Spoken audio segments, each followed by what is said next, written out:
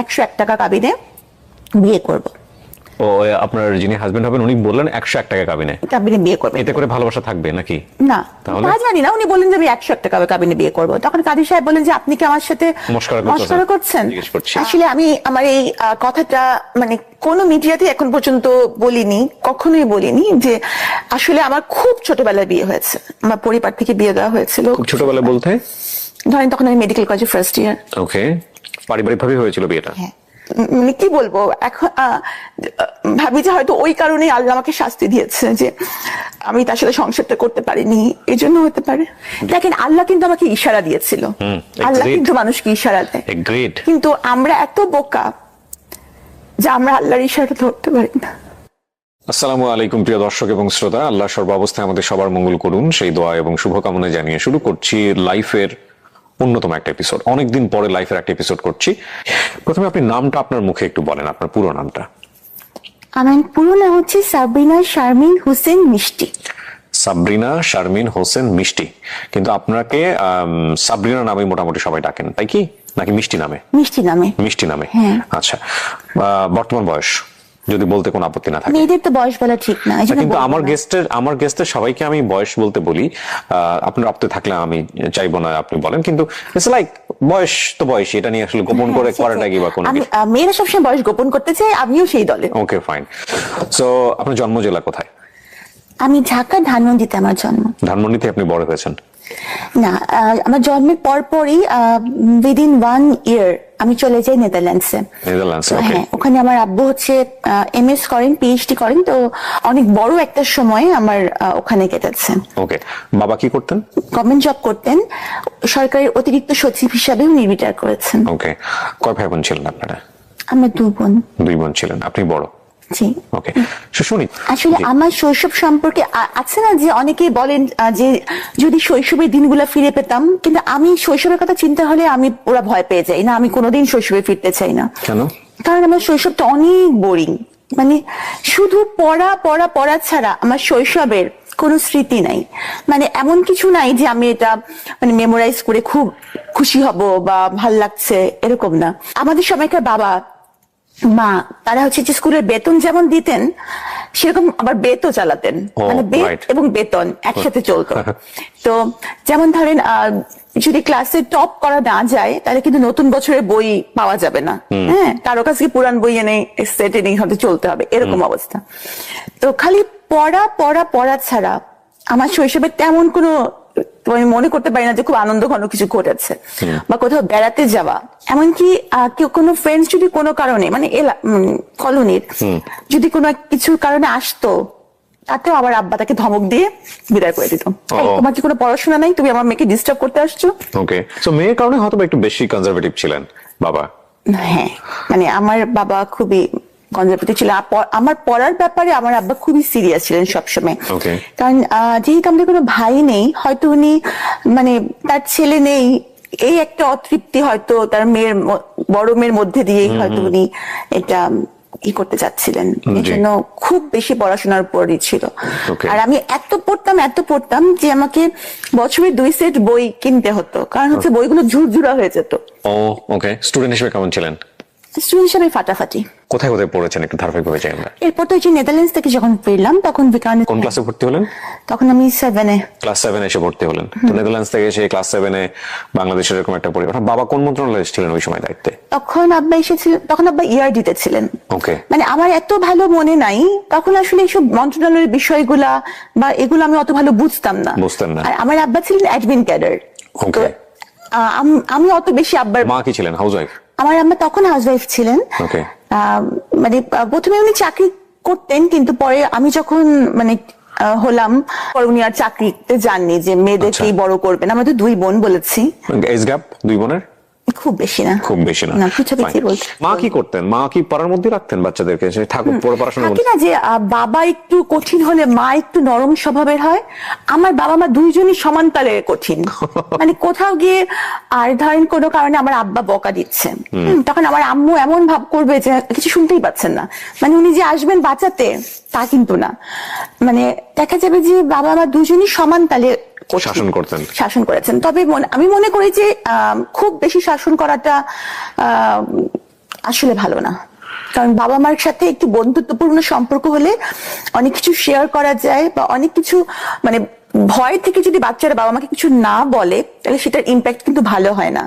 এই জন্য আমার মনে হয় যে শৈশবে বাবা মার এই যে একটা, আর মানে ওই সময় আমাদের সময়টা বাবারা চাইতেন যে একটা ভয়, এবং আমার মনে হয় যে বাবারা বোধহয় সেটা এনজয়ও করতেন, যে সন্তানরা তাকে ভয় পাচ্ছে, শ্রদ্ধা করছে এরকম। কিন্তু আসলে ভয় জিনিসটা কিন্তু দূরত্ব তৈরি করে।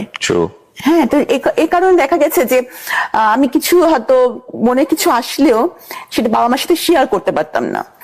আর যারা একটু ভালো স্টুডেন্ট হয় তাদের সাধারণত কিন্তু বন্ধু কম থাকে। হ্যাঁ, তো ওরকম বন্ধু আমার ছিল না ক্লাসে। বাবা মাও যদি বন্ধু না হয়, ক্লাসেও যদি বন্ধু না থাকে, তাহলে কি এটা একটা কষ্টেরই ব্যাপার। তো টাইম পাস করতেন কিভাবে? তবে ডায়েরি লিখতাম। ওই লেখালেখির যে সেই যে একটা সেটা কিন্তু ওখান থেকেই বোধহয় শুরু, যে নিজের কথাগুলো একটু লিখে রাখা। ওকে ওকে। এসএসসি রেজাল্টও খুব ভালো ছিল, মানে আমি দুটো মিলিয়ে হাইয়েস্ট নাম্বার নিয়ে সলিমুল্লাহ মেডিকেল কলেজ ভর্তি হই। হাইয়েস্ট নাম্বার নিয়ে দুটো মিলিয়ে বলতে মানে এসএসসি এবং ইন্টার? এসএসসি নাম্বার মিলিয়ে আমার নাম্বার ছিল হাইয়েস্ট। ওকে। মানে যারা আমরা সলিমুল্লাহ মেডিকেল কলেজে ভর্তি হয়েছিলাম। আর 1.7 এর জন্য আমি ঢাকা মেডিকেল কলেজে হইনি। ওকে।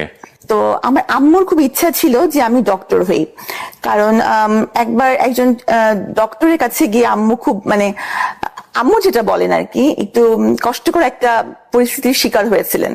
হ্যাঁ, মানে মোটামুটি তখন আমি প্রচন্ড অসুস্থ। তো আম্মু তখন আমাকে নিয়ে নেদারল্যান্ডস থেকে ফিরেছেন, ডক্টরস এর খুব রুড ব্যবহার আম্মু পেয়েছিলেন। তো তখন আম্মু বলেন যে ডাক্তার যদি এমন হয় তাহলে মানুষ কোথায় যাবে, তাহলে আমার মেয়েকে আমি ডাক্তার বানাবো এবং তার ব্যবহারটা হবে সবার সাথে খুব নরম, ফ্রেন্ডলি। এবং তো আমি আমার জীবনে, আমি জানি না মানুষ কি ভাববে, তবে আমি আমার জীবনে খুব চেষ্টা করেছি যে মানুষের সাথে ওরকম, আমার রোগীদের সাথে নরম ব্যবহারটাই করার। সো আপনার মা টার্গেট করে, আপনার বোনও কি ডাক্তার হয়েছেন? না। ওকে। তো আপনি সলিমুল্লাহ মেডিকেল কলেজে পড়লেন, এমবিবিএস ওখানে কমপ্লিট করলেন, রাইট? ইন্টার্নশিপ করার পর আপনার স্পেশালিটি কোন দিকে গ্রো করলো? ভেবেছিলাম আমি গাইনি অ্যান্ড অবস নিয়ে পড়বো, তো আমি সেটা নিয়ে পড়া শুরু করলাম। তো এফসিপিএস পার্ট 1 করার পর আমি ট্রেনিং করলাম, কিন্তু পরে আমার মনে হলো যে না, আমি আসলে এমন কিছু করব যেটা সবার জন্যই চ্যালেঞ্জিং। কার্ডিয়াক সার্জন, ছেলে হোক বা মেয়ে, সংখ্যায় কম এবং পড়াটা কঠিন, এবং এজন্যই আমি কার্ডিয়াক সার্জারিতে সুইচ করব। তখন আমি আবার এফসিপিএস পার্ট 1 করলাম কার্ডিয়াক সার্জারিতে, করে ট্রেনিং করলাম। ট্রেনিং করে আবার যখন রেসিডেন্সি প্রোগ্রাম করা হলো বঙ্গবন্ধুতে, তখন আমি রেসিডেন্সি প্রোগ্রামে ঢুকলাম। ওকে। এটা হচ্ছে মানে এমএস কোর্স, 5 বছরের, পুরোটা সময় ওখানে ইনভলভ থাকতে হবে। ওকে। এবং প্রতি 3 মাস অন্তর অন্তর বিভিন্ন ডিপার্টমেন্টে প্লেসমেন্ট হবে এবং বিভিন্ন ডিপার্টমেন্টে পরীক্ষা হবে। এভাবে করে করে আস্তে আস্তে মানে কমপ্লিট মনিটরিং সিস্টেমের মধ্যে থেকে পড়াশোনা করা। সো আপনি এই কমপ্লিট করার পরে প্র্যাকটিসে গেলেন কত সালের দিকে? প্র্যাকটিস মানে আমার তো ইন দ্য মিন টাইম কিন্তু সরকারি বিসিএস ক্যাডার। আমি কততম বিসিএস এ? আমরা 27তম। প্রথমেই হয়ে গেছে আপনার? আমি এক চান্সে বিসিএস পাস করেছি। ও ওয়াও। ওয়াও কেন? না, আমি তো করতে পারিনি, এই জন্য ওয়াও বলছি আর কি। আমার কাছে পরীক্ষা দিয়েছিলেন? হ্যাঁ, আমি বেশ কটা পরীক্ষা দিয়েছিলাম। একটাতে আমার ভাইভাতে গিয়ে আমার সঙ্গে খুব অনভিপ্রেত একটা ঘটনা ঘটে, যেটা আমি এই মুহূর্তে বলতে চাই না। বললে হয়তো আপনিও বলতে চান না এমন কিছু আছে? হ্যাঁ, অনেক কিছু আছে, অনেক কিছু আছে। সবাই সবকিছু জানে না এবং সবকিছু বলাও যায় না, উচিত না। হ্যাঁ, ইভেন আমার সাথে বিসিএস ভাইভাতে যে ঘটনা ঘটেছে সেটা যদি আমি বলি আপনার এই ইন্টারভিউতে, সেটা তোলপাড় হয়ে যাবে পুরো ঘটনা। এবং আমি মানুষের নাম মনে রাখতে পারি না। যে ভদ্রলোক আমার ইন্টারভিউ নিয়েছিলাম, আমি ডেফিনেটলি শিওর সে হয়তো এখনো কর্ম অবস্থার মধ্যে আছে। আমি তার নামটা পর্যন্ত মনে রেখেছি জীবনে। আমার ধারণা কোনোদিন আল্লাহ তার সামনাসামনি আমাকে করাবেন, এবং দেন আমি তাকে একটা ধন্যবাদ দিব যে আপনি আমাকে সেদিন সিলেক্ট না করে ভালো কিছুই করেছিলেন। যাই হোক, সো ওটা একটা অন্য প্রসঙ্গ। আমি আপনি অনেক মেরিটোরিয়াস। আমরা কি ঈদে মানে লাইভে আছি? না না, কেউ দেখছে না, এটা রেকর্ড হচ্ছে জাস্ট। আপনার প্রথম পোস্টিং কোথায় ছিল? দিনাজপুরের রামডুবির হাট। গিয়েছিলেন ওখানে? হ্যাঁ, ওখানে 1.5 বছর আমি ছিলাম। 1.5 বছর। It's okay, it's okay. আপনার ওখানকার অভিজ্ঞতা কেমন ছিল? তখন অবস্থা এমন ছিল যে ওখানে থাকতে অনেক কষ্ট হয়েছে। আমি তখন ওই যে এফসিপিএস করলাম তখন ট্রেনিং পোস্টে আমার পোস্টিং হয়ে গেল ঢাকা মেডিকেল কলেজে, তখন চলে আসলাম। কিন্তু ওই সময়টুকু খুব কষ্ট হয়েছে। আরেকটা ব্যাপার কি, আমার আব্বা হচ্ছে যে এমন মানুষ যে আমার আব্বা কখনো কারো কাছে কোনো সুপারিশ তার মেয়ের জন্য কখনো করবেন না। আমার আব্বা কিন্তু যখন আমি মেডিকেলে মানে ভর্তি পরীক্ষা দেই, তখনও আমার আব্বা সরকারি চাকরিতে আছেন, উচ্চপদস্থ কর্মকর্তা। আবার এমনকি যখন আমি বিসিএস পরীক্ষা দিই, তখনও আব্বা সরকারি চাকরিতে। কিন্তু আমি আব্বাকে ভুলেও বলিনি যে আমার কবে মানে ভাইভা হবে, কারণ আব্বা কিছু বলবেনও না এবং মানে কোনো লাভও নাই এবং আমি চাইও না। আচ্ছা। হ্যাঁ, মানে আমার আব্বার সাথে ওই যে বললাম একটা দূরত্ব ছিল, এই জন্য একটা ইগোর কনফ্লিক্ট কিন্তু সবসময় ছিল, Okay. যে আমার কিছু জন্য আমি আব্বার কাছ থেকে সাহায্য নিব না। ওকে, তো বা আমার আব্বার কাছে আমি কিছু চাই না, বা তার কাছে আমি ছোট হব না। আমি মানে এই জিনিসটা তখন বুঝতে পারতাম না যে বাবা আমার কাছে মানুষ সবসময় ছোটই। Sabrina, if you want to cry there is no problem, you can cry. হ্যাঁ, কান্না হাইড করতে হবে না, কান্না আমাদের জীবনের একটা অংশ। কাঁদতে পারাটা একটা বিশাল গুণ, সবাই কাঁদতে পারে না। হ্যাঁ, এবং যারা কাঁদতে পারে না তারা আমি মনে করি অনেক কষ্টের মধ্যে থাকে। আল্লাহ আমাদেরকে চোখের পানি দিয়েছে আমাদের কষ্ট নিবারণ করার জন্য। So if you want to cry you can cry, no problem. আপনি এফসিপিএস করার জন্য আপনি ঢাকাতে হ্যাঁ, আসলেন। পার্ট 1 পরীক্ষা দিয়ে ট্রেনিং পোস্টে ঢাকা মেডিকেল কলেজে আবার পোস্টিং হলো। ওকে, সো ওখানে আসলেন এবং আসার পরে আপনি পড়াশোনা করছিলেন এবং ডেফিনেটলি তখন আপনার বিয়ে হয়নি, হয়েছে কি? আমি জানি না আপনার লাইফ সম্পর্কে, যে কারণে আমি জিজ্ঞেস করছি। আসলে আমি আমার এই কথাটা মানে কোন মিডিয়াতে এখন পর্যন্ত বলিনি, কখনোই বলিনি, যে আসলে আমার খুব ছোটবেলায় বিয়ে হয়েছে। আমার পরিবার থেকে বিয়ে দেওয়া হয়েছিল খুব ছোটবেলা বলতে? ধরেন তখন আমি মেডিকেল কলেজে ফার্স্ট ইয়ার। ওকে, পারিবারিক ভাবে হয়েছিল বিয়েটা? হ্যাঁ, আমাদের ফ্যামিলির মেয়েরা সবাই খুব সুন্দরী এবং তারা কখনো কোনো চাকরি করে না বা চাকরি করতে তাদের প্রয়োজন হয় না। তো তারা সবাই স্বাভাবিকভাবে বড় লোকের ওয়াইফ। তো আমার কিন্তু পড়াশোনার প্রতি অসম্ভব ঝোঁক ছিল। তো মানে আমি ঠিক সংসার করা বা এই জিনিসটার মতো ম্যাচিউরিটি বা কিছু আমার ছিল না। তো আমি দেখা যেত যে আমার বাবার পাশে থাকতাম এবং আমি খালি পড়তাম, মানে সংসার করা ওইভাবে যাওয়া হতো না, না? আমি কখনোই যেতাম না। হ্যাঁ, তো এই কারণে দেখা গেছে যে আমার ওই সংসারটা টেকেনি। এইখানে একটা লম্বা গল্প। ওই সংসারটা কত বছরের ছিল আপনার প্রথম বিয়ের সংসারটা? যেভাবে থাকুক না কেন, মানে ডিভোর্স হওয়া পর্যন্ত কত বছর? 4-5 বছর। মানে আপনি বিসিএস এ জয়েন করেছেন না তারই আগে ডিভোর্স হয়ে? তার আগে ডিভোর্স হয়ে গেছে। আচ্ছা, এখানে একটা বিষয় আমরা একটু বলে রাখি। আপনারা যেহেতু সামাজিক যোগাযোগ মাধ্যমের কল্যাণে হোক বা করোনাকালীন সময় ওনাকে নিয়ে প্রচুর রিপোর্ট হয়েছে সে কারণেই হোক, তো সুতরাং ওনার ফেসটা অনেক নন। আর আমাদের অনুষ্ঠানের ডিসক্লেইমারে কিন্তু একটা কথা আমরা স্পষ্টভাবে সবসময় বলে দিই যে কোনো লাইফের গল্প এখানে যখন বলা হয় তখন দুটো বিষয় আমরা খেয়াল রাখি। এটা একটা একপাক্ষিক বক্তব্য, আর এটা কোনো ইনভেস্টিগেটিভ শো না।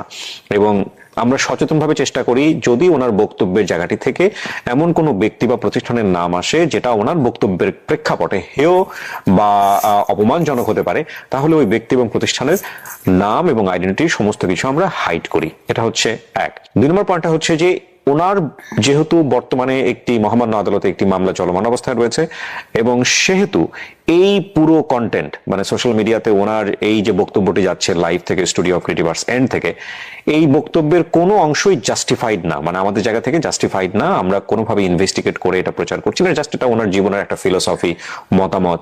সে অর্থে কে গুরুত্ব দিবেন কে গুরুত্ব দিবেন না তার ব্যাপার। তো সেই জায়গা থেকে আমরা কোনো অংশই কখনোই যাতে করে কোর্ট বা অন্যান্য জায়গাতে যাতে এটা কোনো এভিডেন্স হিসেবে ব্যবহার না করা হয় সেই ব্যাপারে আমরা স্পষ্টভাবে এই অনুষ্ঠানের শুরুতেই দিক নির্দেশনা দিয়ে রাখছি।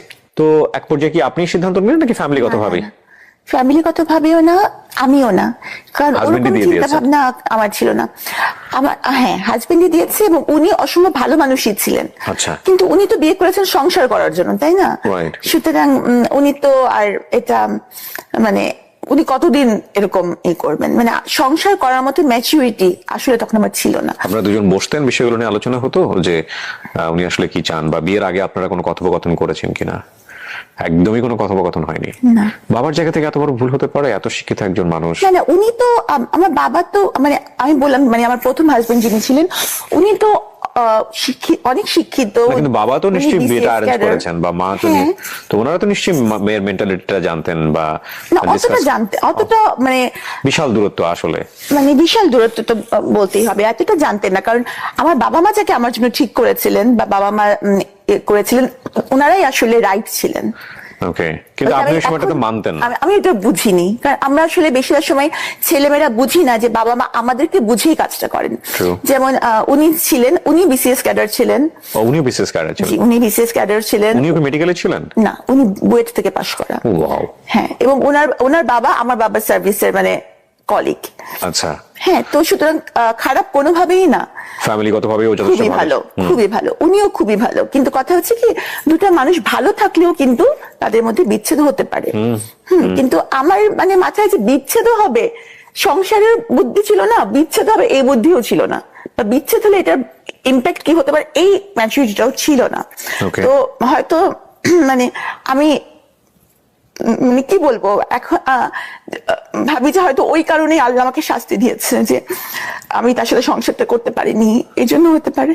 ডিভোর্সটা আপনি উনি দিয়েছেন। accept করলেন আপনি, এবং করার পরেও আপনার পড়াশোনা ভালোই চলছিল, আপনি বিশেষ করে আপনিও জয়েন হ্যাঁ, মানে করেন। আমার মাথায় খালি যে আমার ক্যারিয়ার, আসলে আমি বুঝতে পারিনি যে ক্যারিয়ারটি মানুষের জীবনের সব না।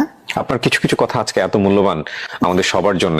ওকে, ডিভোর্সের পরের গল্পটা, আমরা সেকেন্ড মানুষটা যে আপনার জীবনে আসলো, সে কিভাবে আসলো আসলে? উনি ইভেন্ট ম্যানেজমেন্ট করতেন। আচ্ছা। তো ইউজুয়ালি উনি সরকারি এবং বেসরকারি বিভিন্ন ইভেন্ট গুলো অ্যারেঞ্জ করতেন। জি। তো আমাদের কার্ডিয়াক সার্জারি একটা ইন্টারন্যাশনাল কনফারেন্স হয়েছিল রেডিসনে কার্ডিয়াক সার্জনদের। তো তখন আমি স্টুডেন্ট বঙ্গবন্ধুর, তো আমি ওই কনফারেন্সে একটা পেপার প্রেজেন্ট করি। তো তখন ওনার সাথে ওই ইভেন্টটা ওনারা অর্গানাইজ করেছিলেন। তো তখন ওনার সাথে আমার ওই ইভেন্টে পরিচয় হয়। জি। হ্যাঁ। তারপর তখন আমার বাবা মা কেউই দেশে থাকতেন না, এবং আমি আপনাকে বলেছি আমি মোটামুটি একটু বন্ধুহীন, মানে খুব বেশি বন্ধু। ছোট বোনটা কোথায় তখন? আমেরিকাতে। ছোট বোন তখন আমেরিকাতে, বাবা মাও আমেরিকাতে? হ্যাঁ, আমার পরিবারে কেউ বাংলাদেশে থাকেন না। তো আপনি চলে গেলেন না কেন? মানে আমি যে খুব অড টাইপের একটা কোশ্চেন, দ্যাটস ইওর ফ্রিডম, আপনার ব্যক্তি স্বাধীনতা। তারপর আমি চলে যেতে পারতাম, আপনি কিন্তু যান আমি নাই কেন?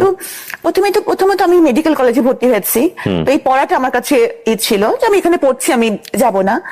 এরপর পরবর্তীতে যখন আমি বিসিএস ক্যাডার হলাম, তখন তো ওখানকার সিটিজেনশিপের জন্য অ্যাপ্লাই করার কোনো প্রশ্নই ওঠে না, কারণ এখানকার সরকারি কর্মচারী তো ওখানকার সিটিজেনশিপ অ্যাপ্লাই করতে পারেন না। সো আপনি চাইলে এগুলো ছেড়ে দিয়ে চলে যেতে পারতেন। হ্যাঁ, অফকোর্স চলে যেতে পারতাম, কিন্তু আপনি সেটা করেননি। না। কেন করেননি? আমি অসম্ভব, মানে আমার ক্যারিয়ারটাই আমার মাথায়, যদিও ওখানে গিয়ে আপনি ক্যারিয়ার করতে করতে পারতাম। আপনার ফ্যামিলি কি চাইতো ওই সময়টাতে? আমার ফ্যামিলি চাইতো আমি চলে যাই।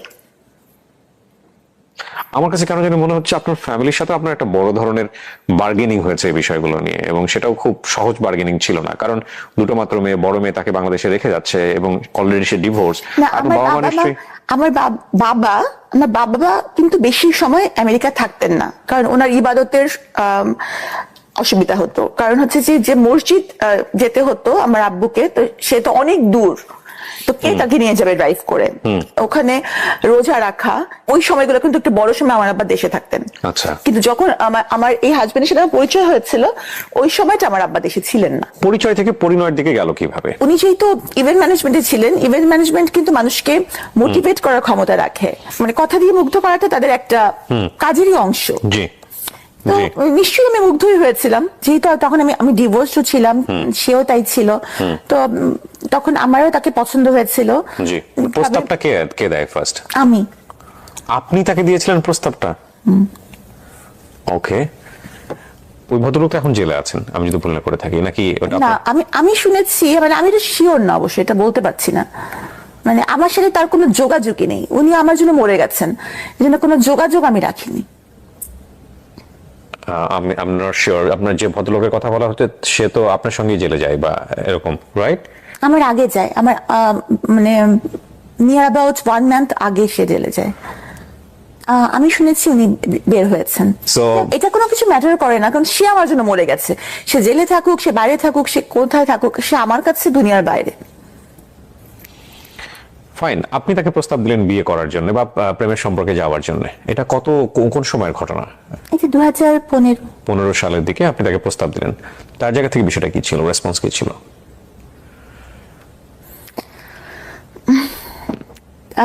তাহলে বিয়ের ঘটনাটা বলতে হবে। হ্যাঁ প্লিজ, আমি তো শোনার জন্য অপেক্ষা করছি, বলেন না। আমি ভাবছিলাম যে কোনো সম্পর্কই আসলে মানে আমাদের মাথায় যে আমরা তো পুরান কালের মানুষ, বিয়েটাই আমাদের কাছে মানে জাস্ট ফ্রেন্ড তো টাইপের, এটা তো আর তখন না আমাদের। তো বিয়ের কথাটা আমি বলেছি যে তাহলে আমরা বিয়েই করব। পরিচয় মাত্র 3 মাসের কিন্তু। হ্যাঁ, তো আর আব্বা আম্মাকে তো বলা যাবেই না, আব্বা আম্মা দেশেও নাই, আর আমার আব্বা আম্মা কখনো এই বিয়েতে জীবনেও রাজি হবে না, জীবনেও না। তো আমি বললাম, তো উনিও বললেন যে হ্যাঁ ঠিক আছে। তো ওনার কিছু আত্মীয় স্বজন, আবার আমার ফ্রেন্ডসরা ছিল, বান্ধবীরা মেডিকেল কলেজের। বিয়ের দিনকে তো আমার ওরা হলুদ টলুদ লাগালো, তো হলুদ লাগানোর পর সেদিনই সন্ধ্যাবেলা বিয়ে হবে, এরকম একটা।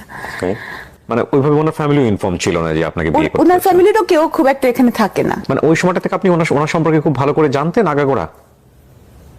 জানতাম হয় নাকি এত মেরিটোরিয়াস একটা মেয়ে আসলে কিছু আসলে কিছু একটা জায়গায় মানুষ যে পড়াশোনা করে সব দিক দিয়ে খুব একেবারে মানে সবাই এটাই বলে যে হ্যাঁ সে ডাক্তার, সে কেন এটা জানবে না বা বুঝবে না, কিন্তু সবসময় কি এটাই যে আমি আমি মেধাবী আপনার হলে সঙ্গে একমত কিন্তু আমি আমার দর্শকদেরকে ইনফ্লুয়েন্স করতে চাই না এই বিষয়ে। আমি ব্যক্তিগতভাবে আপনার সঙ্গে একমত। কেন একমত বলছি, যে মানুষজন বলে না, গুরুজনরা বলে না যে প্রেম একটা বোকা, প্রেম অন্ধ করে দেয় মানুষকে, প্রেম একটা ইলিউশন। জীবনে কখনো কখনো এই জিনিসটা চরম পর্যায়ে সত্য, এবং সেটা আমরা ধাক্কা না খাওয়া পর্যন্ত আসলে বুঝতে পারি না। এবং এই ধাক্কাটা কারো কারো জীবনে খুব অল্প সময় চলে আসে, আবার কারো কারো জীবনে খুব লম্বা সময়ের পরে আসে। বাট এই ধাক্কা কারো জীবনে না আসুক সেটার জন্য আবার এটা ঠিক যে এই ইলিউশন থেকেও অসংখ্য ভালো ঘটনার জন্ম হয় পৃথিবীতে, তাই না? তবে এটা ঠিক যে ওই লাভ এক ধরনের মোহ, এবং এই মোহতে অনেক বড় বড় জিনিস মানুষ ওভারলুক করে যায়, অনেক বড় বড় জিনিস, ব্যাপারে কোনো সন্দেহ নেই। আপনি ওনার সম্পর্কে তেমন কিছু জানতেন না, আর উনি তো মোটামুটি জানতো বোধহয় আপনার সম্পর্কে, যে আপনার ফ্যামিলিরা কারা কারা আমার আছেন। সম্পর্কে সব জানতো। আমার সম্পর্কে এখনো তো আমি অনেকের সম্পর্কে জানি না, কিন্তু সবাই তো আমার সম্পর্কে জানে। সো না, ডেফিনেটলি আপনার সেই সময় তো সেরকম অবস্থা ছিল না, আর এখনকার জানার অবস্থা তো অন্য কারণ। মানে অনেকে জানার আগ্রহ থাকে, তো আমার মনে হয়নি যে আমার কিছু জানার দরকার, বা কার মাধ্যমে জানবো, কাকে জিজ্ঞেস করবো তার সম্পর্কে, মানে এরকম। আর সে তো আর কোনো মানে এখানকার কোনো স্টুডেন্ট ছিল না যে তার কলেজে গিয়ে আমি জিজ্ঞেস করবো, বা এটা আমার মাথায় আসে না যে কিছু আমার জিজ্ঞেস করা লাগবে। আচ্ছা, হ্যাঁ, এটা আমার মাথায় আসে নাই, সত্যি কথা যেটা। সো তারপর কি হলো? তো তখন ওই যে সেদিন বিয়ের সন্ধ্যায় ঘটনা, আমার হ্যাঁ। বিয়ে। হ্যাঁ, তারপর তো উনি আসলেন, আমার ফ্রেন্ডসরা ছিল, এসে উনি বললেন যে আমি তো বিয়ে করব না। ও তখন আমার মনে হলো যে কি মানে এটা কেমন কথা, মানে আমার ফ্রেন্ডসরা আমাকে হলুদ লাগাইছে যে আমার বিয়ে হবে, আর অলরেডি কিন্তু আমার একটা বিয়ে, আমার জীবনে এরকম একটা ঘটনা আছে। ওনার লাইফে কি এরকম কিছু ছিল আপনার মতো? হ্যাঁ, আমি পরে জানতে পেরেছি। তখন পর্যন্ত আপনি কি জানতেন এটা বলেন আমার। তখন পর্যন্ত জানতাম যে উনি বিবাহিত, আমি ডিভোর্সড। ও, তখন পর্যন্ত আপনি জানতেন যে আপনার মতো উনিও বিবাহিত, ডিভোর্স, এবং ওনার কোনো বাচ্চা কাচ্চা নাই? না, বাচ্চার কথা জানতাম, বাচ্চা আছে এটা জানতেন আপনি? জানতাম। ওকে, ফাইন। কিন্তু তখন আমার কাছে এটা মনে হলো যে এটা একটা মানে আমিও তখন এমন ছিলাম যে আমার কাছে মনে হলো যে একটা ইগোর ব্যাপার, কি আমাকে বিয়ে করবে না, মানে আমাকে কেউ বিয়ে করবে না, এটা কেমন কথা। কিসের কমতি আছে আমার, হ্যাঁ, যে কারণে আমাকে বিয়ে করবে না? হ্যাঁ, মানে আমার এরকম মনে হলো। আসলে অনেক মানুষ অনেক বিশেষ করে সিচুয়েশন মানুষ অনেক বোকা হয়ে যায়। আমি তো তখন মানে করবে না, বিয়ে করবে কি মানে হতে পারে, কারণ ওনার ব্যাখ্যা হচ্ছে যে বিয়ে করলে ভালোবাসা কমে যায়, বিয়ে করলে ভালোবাসার মরণ হয়। এই জন্য আমি যেহেতু সাবিনাকে সাবিনা বলতো না, মিস্ত্রি বলতো। মিশ্রি? হ্যাঁ, মিস্ত্রি। মিষ্টি না বলে মিশ্রি বলতো? হ্যাঁ, বলতো যে মিশ্রির মতো মিষ্টি, এ কারণে মিস্ত্রির মতন অনেক সাদা, এই জন্য। ও আচ্ছা, ঠিক আছে। আচ্ছা, হ্যাঁ। তো বলতো যে আমি মিস্ত্রিকে তো অনেক ভালোবাসি, তো এই জন্য ভালোবাসলে মানে বিয়ে করলে ভালোবাসার মরণ হয়, এই জন্য বিয়ে করবো না। তো এই ধরনের অদ্ভুত কথা শুনতে সবাই খুব আর আমি তো তখন চরম পরিমাণে কান্নাকাটি, যে আমার তো এখন মান সম্মান চলে যাচ্ছে ফ্রেন্ডসদের সামনে। মানে তখন আমার সবকিছু বাদ দিয়ে এটাই মনে হলো। গেল, যাই হোক, তারপরে তাকে কোনো অনেক ভাবে রাজি করানো হলো। আমার যে ক্যামেরাম্যান ছিল, ফটো তোলার জন্য এসেছিল, সেই ক্যামেরাম্যান ক্যামেরা ফেলে ভেউ ভেউ করে কাঁদছে। ওহো, কান্নার কথা আপনার, সে ক্যামেরাম্যান কাঁদতেছে, আমি বুঝলাম। সবাই কাঁদতেছে। ওকে, ফাইন। মানে আমার ক্যামেরাম্যান কাঁদতেছে, আমিও কাঁদতেছি। ছবি তুলতে পারতেছে না বোধহয়, পেমেন্ট পাবে নাই আমার এই জন্য বিয়ের। ওকে, তারপর? হ্যাঁ, তো মানে শুনতে আপনার কাছে মনে হচ্ছে খুব মজা না, কিন্তু তখন আমার কাছে মনে হচ্ছিল যে আমার I feel you definitely, it's a very important thing. মনে হচ্ছিল আমি খুবই মানে। কিন্তু আপনি যদি আজকের কথা চিন্তা করেন, সেই সময়টা যদি আপনি এগ্রি করে নিতেন, তাহলে কি হতো? আমি বলি ঘটনাটা আমি যখন অপমানের শেষ আছে যে এটা কি, আমি অনেক কাঁদতেছি, সবাই কাঁদছে, আমার ফ্রেন্ডসরা তো মরা কান্না জুড়ে দিচ্ছে। হ্যাঁ, শেষ পর্যন্ত সবাই বুঝাই টুঝাই, তারও আত্মীয় স্বজন যার যে কয়জন ছিল বুঝাই রাজি করালো, ঠিক আছে, তো এখানে এরকম হলুদ হয়ে গেছে, এরপর তুমি না করছো তো ঠিক না। আচ্ছা, তখন সে রাজি হলো। পরে কাজী সাহেবকে আনা হলো। হ্যাঁ, মোটামুটি বলাই ছিল কাজী সাহেবকে, কাজী সাহেব এই অবস্থা থেকে চলে গেছিলেন, তখন ওনাকে আনা হলো। উনি তখন আমার মানে উনি বললেন যে আমি 101 টাকা কাবিনে বিয়ে করবো। ও, আপনার যিনি হাজবেন্ড হবেন উনি বললেন 101 টাকা কাবিনে বিয়ে করবে, এতে করে ভালোবাসা থাকবে নাকি? না, তা জানি না। উনি বললেন যে আমি 101 টাকা কাবিনে বিয়ে করবো। তখন কাজী সাহেব বলেন যে আপনি কি আমার সাথে মশকরা করছেন? আর মানে দেনমোহরটা কিন্তু মেয়ের স্টেটাস, মেয়ের শিক্ষাগত যোগ্যতা, মেয়ের ফ্যামিলি, এখন যেহেতু আমি ল পড়ি, এখন আমি জানি যে এগুলো দেখে নির্ধারণ করা হয়। হ্যাঁ, ইচ্ছে মতো কিন্তু এটা করা যায় না। দেনমোহরটা অথবা মেয়ের নিকটাত্মীয় কত কাবিন হয়েছে সেটা দেখে। তো কাজী সাহেব তো খুব রাগ, তো কাজী সাহেব চলে গেলেন। উনিও কাজী সাহেবেরও তো লস। হ্যাঁ, কাজী সাহেবের কি লস? লস আছে কেন? আমি যতদূর জানি যে দেনমোহরের উপর একটা ওই 1000 টাকা দেওয়ার কিছু একটা ব্যবস্থা। দেনমোহরটা কিন্তু মজার বিষয় না আসলে। দেনমোহরটা মেয়েদের অধিকার। হ্যাঁ, অফকোর্স এগ্রিড। হ্যাঁ, এটা কিন্তু নৈতিক বাংলাদেশের অনেক অধিকার। প্রেক্ষাপটে এটা খুব মজার বিষয় এবং এটা নিয়ে যথেষ্ট রকমের এক ধরনের ব্ল্যাকমেইলও হয়, এই ব্যাপারে কোনো সন্দেহ না, নাই। দেনমোহর নারীর অধিকার এবং এটা আদায় করতে হবে। রাইট, এবং ইসলাম এটাকে পূর্ণ সমর্থন দিয়েছে একদম, এবং একদম। সেই দেনমোহরই হওয়া উচিত যেটা ছেলের পক্ষ থেকে পরিশোধ করা সম্ভব। Right. ছেলের পক্ষ থেকে পরিষদ এবং ছেলের কিন্তু অবস্থান। বেশিরভাগ সময় আমরা অনেক সময় দেখি যে দেনমোহরটা এমন নির্ধারণ করা হয় যাতে করে একদম গলের কাটা হয়ে যায়, মানে ডিভোর্স দিয়ে দিলে যাতে বের হতে না পারে এমন। না, যাই হোক, ওটা অন্য যাই হোক, প্রসঙ্গ। এটা তো তো আপনাকে দিল 101 টাকা, আপনি প্রশ্ন বলেন। করলেন। হ্যাঁ, না, আমি যে সে যে রাজি হয়েছে এটি তো আমি খুশি। তো যাই হোক, তো কাজী তো চলে গেলেন। তা আবার নতুন করে দেন দরবার শুরু হলো। হ্যাঁ, পরে কাজী সাহেবকে আবার রিকোয়েস্ট করে ফিরায় আনা হলো। দেখেন, আল্লাহ কিন্তু আমাকে ইশারা দিয়েছিল। আল্লাহ কিন্তু মানুষকে ইশারা দেয়। এগ্রিড। কিন্তু আমরা এত বোকা যে আমরা আল্লাহর ইশারা ধরতে পারি না। এটা কি 101 টাকাই হয়েছে? না, 1,01,000 টাকা হচ্ছে। 1,01,000 টাকা দেনমোহর, 101 টাকা দেনমোহর ধরা যায় না। না, 101 টাকা দেনমোহর এটা কখনোই সম্ভব না। আমার সামাজিক অবস্থান, ওনার ইনকাম, এই সবকিছু মিলাই কিন্তু দেনমোহর একটা মজার বিষয় না কিন্তু। এটা আমি আরো ভালো করে জানলাম যখন আমি ল পড়ছি। তো যাই হোক, এই ঘটনার পরে আমার খুব অপমান বোধ হলো যে এরকম কাউকে বিয়ের রাতে এরকম একটা খুব বাজে মানে, ঘটনা। হ্যাঁ, তখন আমি রাগ করে বললাম যে ঠিক আছে তাহলে। এরপর আমি চলে গেলাম আমার বাসায়। তো এই ঘটনার আরো 3 মাস পরে আমি তার সাথে সংসার শুরু করি। কারণ 3 মাস কোনো যোগাযোগ ছিল না ওনার সঙ্গে আপনার? প্রথম দিকে আমি যোগাযোগই রাখিনি, কারণ আমার খুব অপমানিত বোধ হচ্ছিল যে এই ঘটনাটার পরিপ্রেক্ষিতে। 5 মাস পর আমি জানতে পারি যে ওনার কিছু আছে, যে কারণে উনি থেকেছিলেন আগে। কিভাবে জানলেন আপনি? কার কাছ থেকে জানলেন বিষয়টা?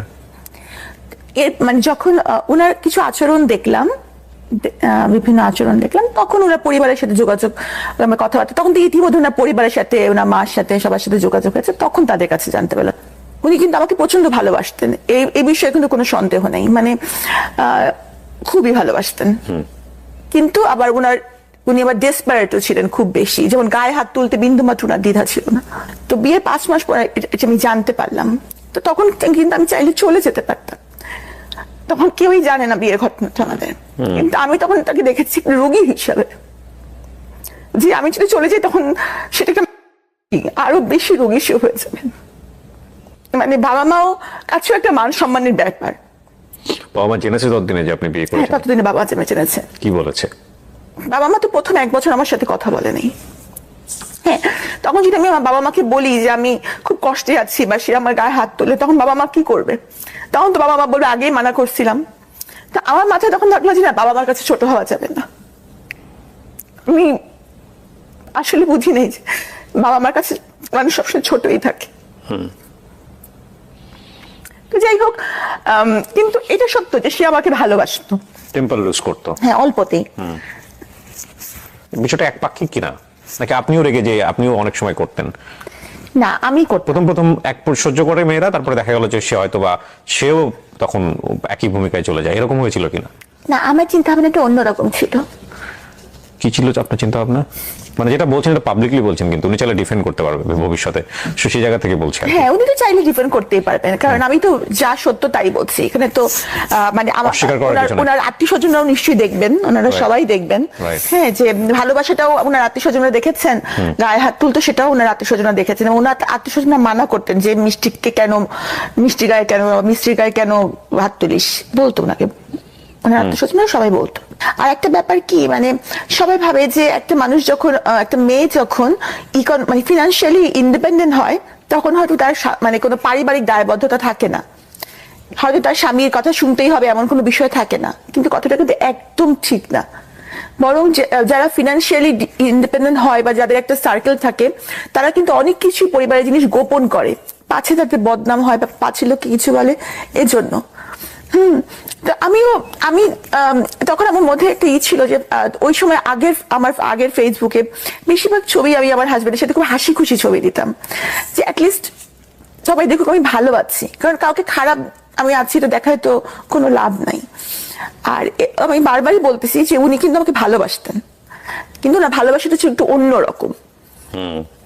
হ্যাঁ, যেমন গাড়ির মধ্যেও কিন্তু যখন উনি ড্রাইভ করতেন উনি কিন্তু আমার হাত ধরে বসে থাকতেন, যে কিছু হলেই যে মানে বা আমি যদি কোনো ফোন আসলে হাত সরিয়ে নিতাম, উনি বলতেন মিস্ত্রি তুমি হাত সরিয়ে নিলা কেন, তুমি কেন হাত সরিয়ে নিলা, মানে কেন তুমি আমার চেয়ে বেশি ফোনটাকে প্রায়োরিটি দিচ্ছ, এই মোমেন্টটাকে কেন প্রায়োরিটি দিচ্ছ না, দ্যাট এটা কিন্তু কোশ্চেনেবল, এটা আসলেই কোশ্চেনেবল।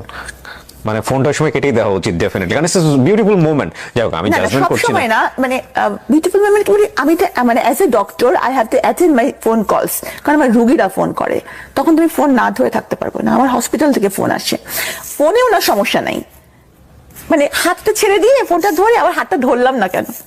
ও এটা তো উচিত ছিল আপনার হাতটা ধরা। হ্যাঁ, এই তো মানে এই ব্যাপারগুলো সে মানে নোটিস করতো মানে কতটুকু সে আমাকে ভালোবাসে। এখানে আসলে জানি না বলাটা ভাবে ঠিক হবে কিনা, মানে এক্সপেক্ট করতো অনেক কিছু, মানে ও আপনাকে অনেক লাভ করতো, এটা আপনি যেমন বুঝতে পারতেন, সেটা ইন রিটার্নও সে অনেক কিছু এক্সপেক্ট করতো, বাট আপনার লাভ এক্সপ্রেশন তো আপনার মতো, হয়তো সেও বুঝতে পারতো না এই বিষয়গুলো।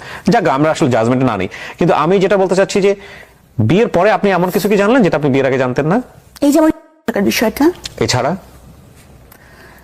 থাকা বিষয়টা তো খারাপ না, ও থেকে ভালো হয়ে আসছে না, ভালো হয়ে এসেছিল, কিন্তু মানে এরপর যে এই যে জিনিসগুলো আমার সেটা ছিল, এবং দেখা গেছে যে এই পুরো 5 বছরে কিন্তু উনি ওষুধ খেয়েছেন, আমি ওনাকে রেগুলারই মানে উনি ট্রিটমেন্টে ছিলেন। কিন্তু আপনার মেডিকেল ভাষায় এটা কি আপনি খারাপ বলবেন? মানে একটু খারাপ না, এই জন্য আমি তাকে ছেড়ে যাইনি। ওকে, এই জন্য আমি তাকে ছেড়ে যাইনি, কারণ আমি জানতাম যে আমার সাপোর্ট তার দরকার, কারণ যে কোনো কিছুতেই সে বলতো মিস্ত্রি আমার এই সমস্যা, তুমি কিছু একটা করো। তো উনি মানে যে কোনো কিছুতে মিস্ত্রি ছাড়া সে কিছু করতো না, বুঝতো না। হ্যাঁ, মানে বুঝতো না। তো তারপরে কি হলো, মানে এই ধরনের একটা ঘটনা কেন আসলো 2020 সালে বোধহয়, না? কি হয়েছিল বলেন তো? আসলে ব্যাপারটা হচ্ছে কি যে উনি কিন্তু আগেই মানে মানে এই ইভেন্ট ম্যানেজমেন্টের কাজগুলো করতো, তো উনি এই করোনার কাজটা নিয়েছিলেন। তো করোনার কাজটা ওনার কিন্তু কোনো হসপিটাল ছিল না, অনেকেরই ভুল ধারণা একটা আছে যে ওনার বোধহয় কোনো হসপিটাল ছিল। উনি কিন্তু ইভেন্ট ম্যানেজমেন্ট করতেন, মানে বুথ বানিয়ে যে স্যাম্পল কালেকশন করতেন, এতটুকুই ওনার পারমিশন ছিল। ও বুথ বানিয়ে বিভিন্ন স্যাম্পল কালেকশন করে কার কাছে পাঠাবে তাহলে সে? এটা পাঠাবেন যে সরকারি যে এগুলো যে যারা টেস্ট করেন সেখানে, তার তো কোনো টেস্টের, তার তো কোনো কিন্তু বুথ বানিয়ে যে স্যাম্পলটা কালেক্ট করবেন উনি, এটা কি অনুমতি ছিল? হ্যাঁ, এটা অনুমতি না ছিল। আচ্ছা, এটা কি সরকার থেকে অনুমতি দিয়েছিল? হ্যাঁ। আচ্ছা, তারপর তো এই যে ওনার অ্যাডমিনিস্ট্রেটিভ ব্যাপারগুলো, এগুলো কিন্তু আসলে আমি খুব একটা বুঝি না, কারণ উনি কিভাবে ওনার ম্যানেজমেন্টটা চালাবেন, উনি তো আগে থেকে ম্যানেজমেন্ট করেন, এই জিনিসগুলো কিন্তু আমার মাথায় ঢোকে না। অনেকেই হয়তো ভাবেন যে সাবিনা ডাক্তার, সাবিনা এগুলো ভালো বুঝছেন, কিন্তু ম্যানেজমেন্টের ব্যাপারটা যে সব ডাক্তাররা বুঝবেন এটা কিন্তু ঠিক না। তো আমি ওনাকে বলতাম যে তুমি তো এই ব্যাপারগুলো খুব একটা জানো না, তাহলে তোমার এই কাজটা নেওয়ার দরকারটা কি? কিন্তু উনি স্বাভাবিকভাবে আমার কথা শুনতেন না, মানে কাজের ব্যাপারে উনি আমার কথা শুনতেন না। হ্যাঁ, আর ওনার একটা কমপ্লেক্স সবসময় কাজ করতো, উনি ভাবতেন যে আমি যেহেতু কার্ডিয়াক সার্জন, আমি হয়তো মানে একটু বেশি হচ্ছে কিনা, বা মানে একটা ইনফিরিয়রিটি কমপ্লেক্স আমাদের ছিল। ও সামহাউ মনে করতো যে আপনার পজিশনটা ওর উপরে চলে গেছে, সো হ্যাঁ, এটা মনে করতেন, যে কারণে উনি এমন কিছু করতে চাইতেন যেটা অনেক বড় কিছু। আপনি কার্ডিয়াক সার্জন হিসেবে প্র্যাকটিস করেছেন কত বছর? করার সুযোগ হয়েছে? 5 বছর। হৃদয় কাটাকাটির কাজ হয়েছে? জি, আপনি করেছেন? হ্যাঁ। কিন্তু আপনার এই এত ইমোশন, এত মানে আপনি যেভাবে কাঁদছেন, তাতে আপনার এই হৃদয় কাটাকাটি করতে খারাপ লাগে না? আমি শুধু অড কোশ্চেন করে ফেললাম। না না, আমার তখন পুরো অন্যরকম লাগে, একদম অন্যরকম, মানে কি বলবো, মানে ওইটাই আমার সবচেয়ে বড় প্যাশন ছিল, কার্ডিয়াক সার্জারি করাটাই আমার সবচেয়ে বড় প্যাশন ছিল। ভুল মানুষ চুজ করা জীবনে যে কত বড় ক্ষতি হতে পারে, এটা আমি বলছি না যে উনি জীবনে ভুল মানুষ চুজ করেছেন, এমন হতে পারে যে ওনাকে চুজ করেছে তার জীবনেও হয়তো উনি ভুল মানুষ। হ্যাঁ, এটা হতে পারে, এটা আমি অস্বীকার করছি না, তাই না? হয়তো উনি যদি সাধারণ কোনো, যেমন ধরেন যে আমি যদি কোনো প্রোগ্রামে উনি নিয়ে যেতেন, যদি কোনো প্রোগ্রামে, তো দেখা যেত যে সবাই সাবিনার সাথে কথা বলতে চায়, হ্যাঁ, বাস আমাকে কিছু একটু প্রশংসা করে বলতে চায়, করতে চায়, তো তখন দেখা যেত যে ওনারা ওনাকে ছোট করে কথা বলে। হ্যাঁ, মানে আমার সামনে ওনাকে ছোট করে কথা বলছে, এই জেদটা আমার উপর আসতো ঘুরে ফিরে বাসায় এসে আমাকে কথা শুনতে হতো, বকা শুনতে হতো, বা এরকম। তো হতে পারে আমি হয়তো এই জন্যই ওনার জীবনে ভুল, উনি যদি একটা সাধারণ মেয়ে বিয়ে করতেন তাহলে ওনারও হয়তো এরকম ঘটতো না। সো কি হলো সাবরিনা, এরপরে ওই স্যাম্পলগুলো উনি কালেক্ট করতেন, তারপর? তো ওই ম্যানেজমেন্টটা কিন্তু উনিই করতেন ওনার লোকজন নিয়ে। হ্যাঁ, এবং আমার কিছুটা মানে কিছু কিছু ইস্যুস নিয়ে আমার কাছে ওনার ঝামেলা হচ্ছিল। তো এই কারণে আমি কিন্তু ওই সময়টা আমার বাবার বাসায় থাকতাম, আমি কিন্তু ওখানে থাকতাম না। তো তখন থেকে আমাদের মধ্যে একটা বিশাল বড় গ্যাপ, এই করোনার পরবর্তী সময় থেকে। তো একবার উনি ওই যে তিতুমির কলেজে বিপদে পড়লেন, তখন উনি আমাকে ওই ফোন দিলেন রাত্রিবেলা। তখন আমার মামি কিন্তু আমার বাবার বাসায় বললো, মিস্ত্রি আমি অনেক বিপদে পড়েছি, এখানে অনেক মারামারি হচ্ছে। তখন আমি ছুটে গেলাম, কারণ আমার মধ্যে সবসময় ছিল যে উনি কিন্তু পুরাটা সময়, আমি বললাম যতদিন আমি সংসার করেছি পুরাটা সময় এই যে ওষুধ খেয়েছেন, মানে উনি একটু মানে নিয়ার ওনার ছিল। তো আমি সবসময় ওনাকে এভাবে দেখেছি যে ওর যেন কোনো বিপদ না হয়। উনি ডাকলে, উনি আমার হাজবেন্ড, উনি বিপদে পড়েছেন, সেটি তুমি যাওয়াটাই কি আমার অপরাধ ছিল? তাহলে আমি কোনো কোম্পানির চেয়ারম্যান না, কারণ জেকেজি হচ্ছে একটা ব্যক্তি মালিকানাধীন কোম্পানি। প্রোপাইটারশিপ কোম্পানির কোনো চেয়ারম্যান বলে পোস্ট থাকে না, থাকতে পারে না। তারপরেও সবাই জানে জেকেজির চেয়ারম্যান আমি, যদিও এখানে চেয়ারম্যান বলে কোনো পোস্ট থাকা সম্ভব না। সবাই জানে সাবরিনাই সব করছে। তো আমি ভাবি যে সবই আল্লাহর ইচ্ছা, আমার কারাগারে যাওয়াটা হয়তো আল্লাহর ইচ্ছা। তিতুমিরে যাওয়ার পর আপনি কি দেখেছেন? আমি কিছুই দেখিনি আসলে। তিতুমিরে যাওয়ার পরে ওখানকার যে স্বাস্থ্যকর্মী, ওরা বললো যে আমাদের উপর মানে হামলা হয়েছে। আর স্বাভাবিকভাবে কি, আমি যেহেতু মেডিকেল রিলেটেড, আমার কাছে মনে হবে যে স্বাস্থ্যকর্মীরা সঠিক বলছে, থাকে না মানুষ জাজমেন্টাল হয়ে যায়। তা আমার কাছে, আমি সত্য মিথ্যা যাচাই না করি, আমার মনে হলো যে ওরাই বুঝি সত্য বলছে। এখানে যে সত্যের বাইরে অন্য কিছু থাকতে পারে, এটা আমার মাথায় আসেনি। এটাই তখনই হয়তো মিডিয়া আমাকে দেখেছে যে আমি ওখানকার কিছু, জেকেজির কিছু। কিন্তু আসলে আমি কিন্তু তখন আমার বাবার বাসায় ছিলাম। আর আমি বলবো না যে আমার জেকেজি কিছু করেছে বা রিপোর্ট, এগুলো কিন্তু আমার জানা নাই, কারণ এই ম্যানেজমেন্টটা টোটালি ওনারা দেখতেন, এখানে আমার দেখার কোনো সুযোগ নাই। হ্যাঁ, জেকেজি হচ্ছে কি Jobeda Khatun general health care, সেটাও কিন্তু আমার হাজবেন্ডের দাদির নামেই, মানে পুরোটা জিনিসই ওনাদের। সেখানে আমি শুধুমাত্র ওনার ওয়াইফ হিসাবে 3টা বছর। আপনাকে অ্যারেস্ট করা হলো তাহলে কোন ইস্যুতে? মিডিয়া ওখানে ওই সময়টাতে কি নিউজ করে ফেললো? আর ওই সময়টাতে উনি যদি আসলে আপনারাই ভালো জানেন, যেহেতু চলমান মামলা, এই বিষয়ে আমি কিচ্ছু বলতে চাই না। আমি শুধু এটাই বলবো, আমি আমার পক্ষ থেকে এটাই বক্তব্য যে আপনার সঙ্গে আপনার হাজবেন্ডকে একসাথে অ্যারেস্ট করা হয়েছে? না না না, উনি আমার 1 মাস আগে অ্যারেস্ট হয়েছেন, অলমোস্ট 1 মাস আগে। আচ্ছা, তো অ্যারেস্ট হয়ে গেলেন, এবং সেটা হচ্ছে ওই ফ্রড কেসের জন্য, আলটিমেটলি করোনা টেস্টের যে ফ্রড কেসটা, তাই কি? জি। ওকে, 1 মাস পরে আপনি, এটা কি আপনার হুট করে অ্যারেস্ট হয়ে গেল, নাকি তার আগে থেকে আপনি বুঝতে পারছিলেন যে আপনাকে অ্যারেস্ট করা হতে পারে? আমি বুঝতে পারিনি। কেন?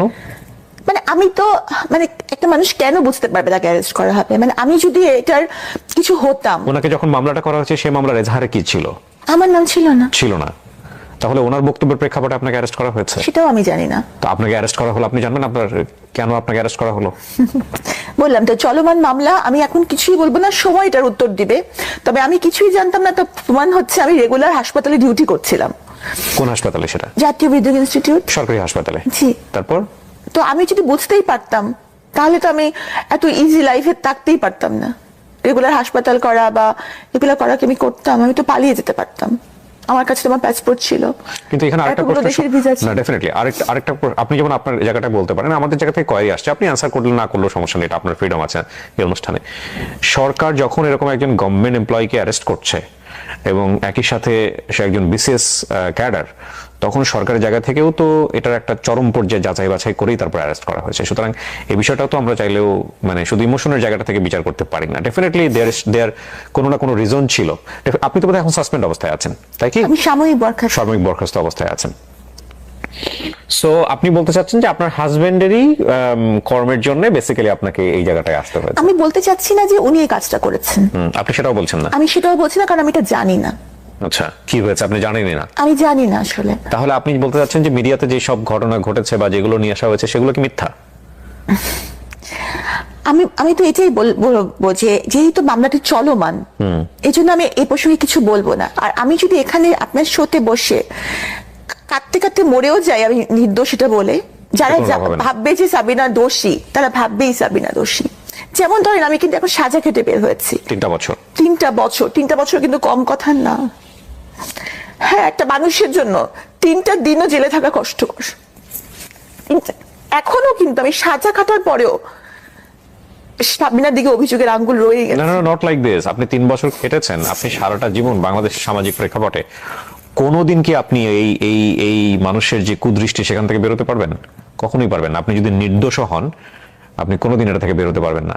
এটা অপূরণীয় ক্ষতি। আমি বলছি না আপনি দোষী না নির্দোষ, এটা আমাদের সামাজিক জায়গা থেকে এটা একটা বড় ধরনের বিষয়। পুলিশ ধরা মানেই মনে করে নেয় মানুষ, এটা তো আপনি জেল কেটেছেন, পুলিশ ধরা মানেই মানুষ মনে করে নেয় যে সে খারাপ লোক।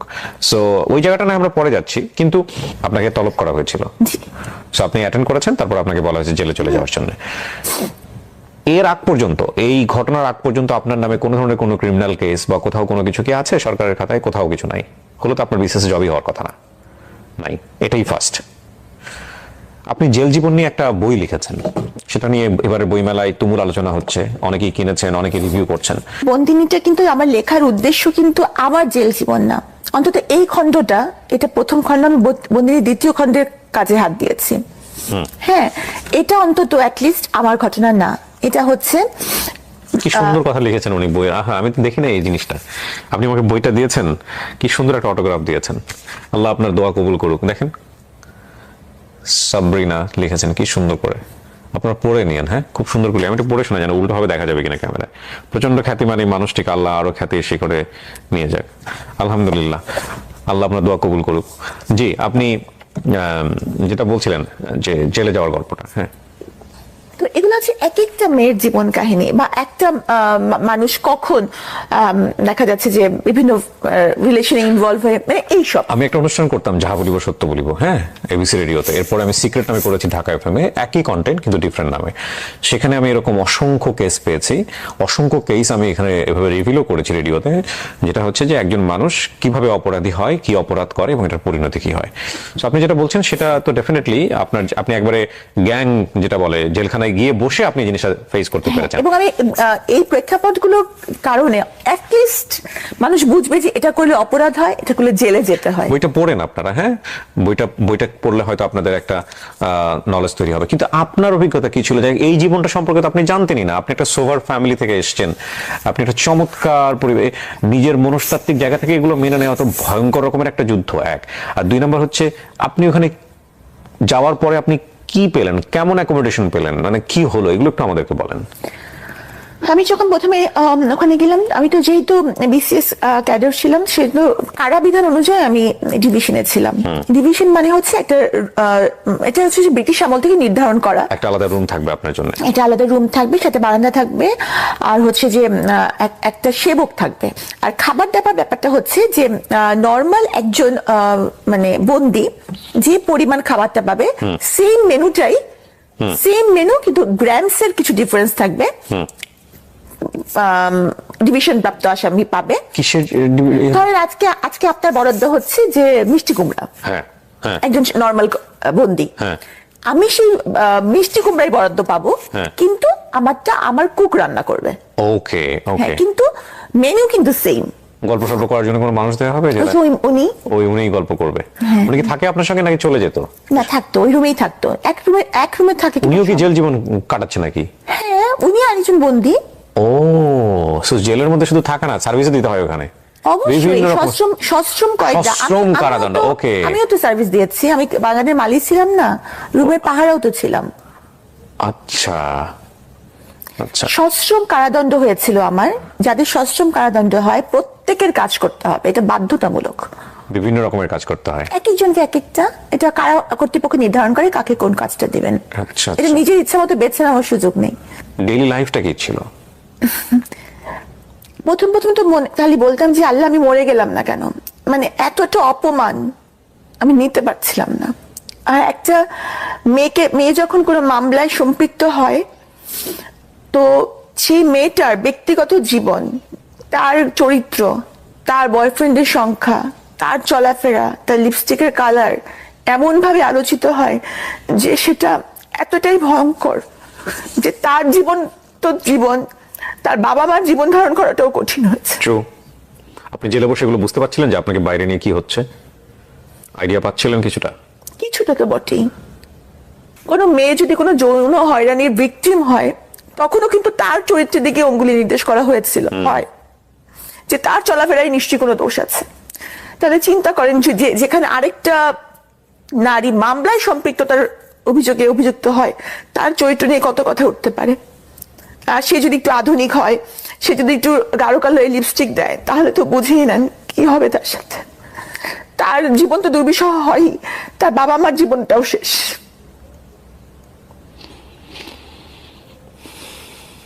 সবারই বলার অধিকার আছে। আমি জানি এই অনুষ্ঠানটা না দেখে অনেকেই হয়তো বা শুধু ওনাকে দেখিয়ে সেই নিচে মন্তব্য করছেন, অনেক বাজে বাজে কমেন্টস করছেন, অনেকে হয়তো এই ধরনের মন্তব্য করছেন যে কেন আমি ওনাকে নিয়ে এখানে বসলাম, কেন আমি ওনার সঙ্গে সামনে বসে কথা বলছি। আমি একটা কথা বলি, আমি ওনার সম্পর্কে তেমন কিছু জানতাম না। উনি বইমেলায় বইটা নিয়ে প্রতিদিনই কোনো না কোনোভাবে বিভিন্ন কন্টেন্ট ক্রিয়েটরদের যারা আছেন তাদের কাছে বাইট দিচ্ছেন, সেগুলো আসছে, স্ক্রল করে দেখছি। একটা বাইট আমাকে খুব টাচ করে, সেটা হচ্ছে উনি নর্মালি বলছেন যে ভাই আমি তো জেল খেটে বের হয়েছি, আমি তো আইন আদালত আমার বিচার করছে, আমাকে তো নর্মালভাবে বাঁচার সুযোগ দেন, আমি তো সমাজের 8-10 জন মানুষের মতো মানুষ, আমার তো নর্মালভাবে বাঁচার সুযোগ আছে। এই লাইনটা আমাকে খুব ক্যাচ করে। এবং তারপরে আমার এক ছোট ভাই রনি, ওকে আমি বলি, যেহেতু বইমেলাতে থাকে সবসময়, আমাকে বলি যে আমি ডক্টর সাবরিনার ইন্টারভিউ করবো, আমি ওনার সঙ্গে একটু কথা বলবো, ওনার একটু ব্যবস্থা করো। তো রনি ওনার সঙ্গে কথা বলে ওনাকে আজকে এখানে নিয়ে এসছে। আমি আসলে শেষের দিকে এসে কিছু কথা বলবো আজকের অনুষ্ঠান নিয়ে। আমি ডেফিনেটলি ওনার জন্য কোনো সাফাই গাইবো না, এবং উনি অপরাধ করেছেন কি করেননি সেটার বিচার কোর্ট করবেন। কিন্তু আমার মনে হয় যে প্রত্যেকটা মানুষকে স্বাভাবিকভাবে বাঁচার যে ক্ষমতাটা, সেটা আমাদের প্রত্যেকের জায়গা থেকে প্র্যাকটিস করা উচিত। একটা হচ্ছে যে আমি নিজে স্বাভাবিকভাবে বাঁচতে চাই, আর আরেকজন মানুষ তাকেও স্বাভাবিকভাবে বাঁচার যে ব্যাপারটা, সেখানে আমার কোনো দৃষ্টিভঙ্গি, আমার কোনো কথা, আমার কোনো কটু কথা যেন কোনোভাবেই আঘাতপ্রাপ্ত না করে। আমি বললেই যে চেঞ্জ হবে বিষয়টা এরকম না, বাট সেই জায়গাটায় অনেক কিছু আমার করার আছে, আমার কাছে কেন জানি মনে হয়। আমার বলতে আমি আপনাদের সবাইকে বলছি। জি, তো এরপর কি হলো সাবরিনা? আপনি আসলে কারাগারে তো বিভিন্ন লেভেল থেকে মানুষ আসে। ওরাও আবার জাজমেন্টাল হয় কিনা? ও হ্যাঁ, ওরা তো কিছুটা প্রথম দিকে তো যথেষ্টই ছিল যে, আর এমনিতে হচ্ছে কারাগারে যেসব মানুষ আসে, মানে দেখা যায় যে বেশিরভাগই মাদক মামলা নিয়ে আসেন, এবং তাদের সাথে তো আমাদের কিছু ডিফারেন্স আছেই। হ্যাঁ, তো তারা তো কটাক্ষ করতো, উপহাস করতো। আপনার লেভেলের ওখানে কেউ কাউকে পান নাই? যে হ্যাঁ, আছে আছে আছে কেউ কেউ অপরাধ করে এসেছে, স্বীকার করেছে যেটা করেছি। যেমন যে তার মানে যে নিজের চোখে প্রত্যক্ষ করেছে যে তার ছেলের সাথে এরকম ঘটছে, তারপর কি সে মেরে ফেলেছে? তাকে মেরে ফেলেছে, সে নিজে স্বীকার করেছে এটা। মানে তার ছেলেকে করা হচ্ছিল, তারপরে সে খুন করেছে তাকে? হ্যাঁ। মহিলা? মহিলা, হ্যাঁ হ্যাঁ, মহিলা তো বটেই। ডেফিনেটলি আমি শুনতে মহিলা ইয়েতেই ছিলেন। সে বলেছে যে হ্যাঁ আমি এটা করেছি, আমি যে কোনো সাজার জন্য প্রস্তুত, আমি করেছি।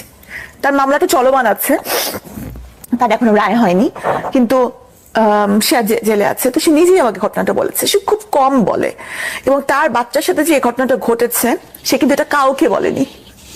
কে করেছে এই কাজটা? তার সে একটা সে গাজার মামলার ব্যবসার সাথে জড়িয়ে গিয়েছিল, সেটাও কিন্তু ফর সার্ভাইভাল, কারণ তার স্বামীর সাথে তার ডিভোর্স হয়ে গেছে। ওকে ওকে। তো যার সাথে সে ব্যবসা করতো, তার পার্টনার, ও সেই পার্টনারই কাজটা করেছে? হ্যাঁ, এবং সে জানতো না, পার্টনারটা হচ্ছে খুবই জেন্টল একজন মানুষ ছিল। তো তখন সেটা দেখলো, মানে সে নিতে পারছিল না, এবং যখন এবং সে কিন্তু কাউকে বলে নাই এই ঘটনাটা, কারণ তার বাচ্চার ভবিষ্যৎ যদি নষ্ট হয়।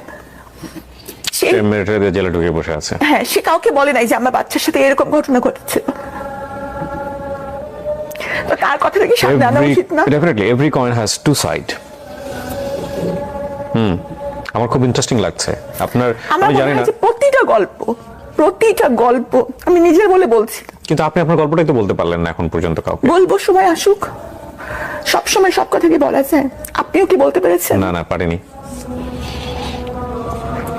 আর আমি আজানের পরে, হ্যাঁ শিওর, আজানটা আমরা একটু পজ দেই।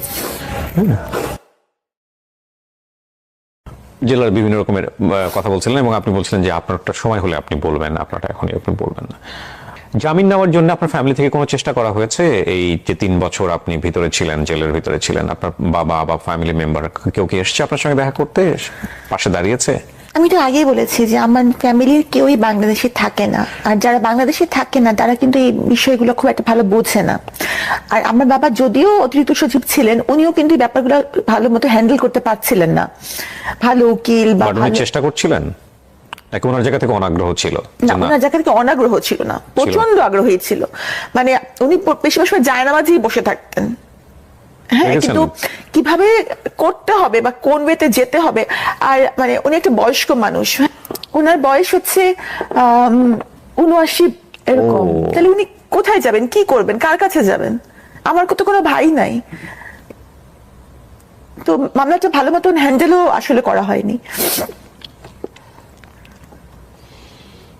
যে প্রকাশনী থেকে প্রকাশ পেয়েছে ওনারা যোগাযোগ করেছিলেন আপনার সঙ্গে যে আমরা বই বের করতে চাই? আর আমার এডিটর যিনি, আহমদ পাবলিশিং হাউস, জি, আমার যিনি এডিটর উনিও মারাত্মক ভালো একজন এডিটর। কতগুলো বিক্রি হয়েছে এখন পর্যন্ত?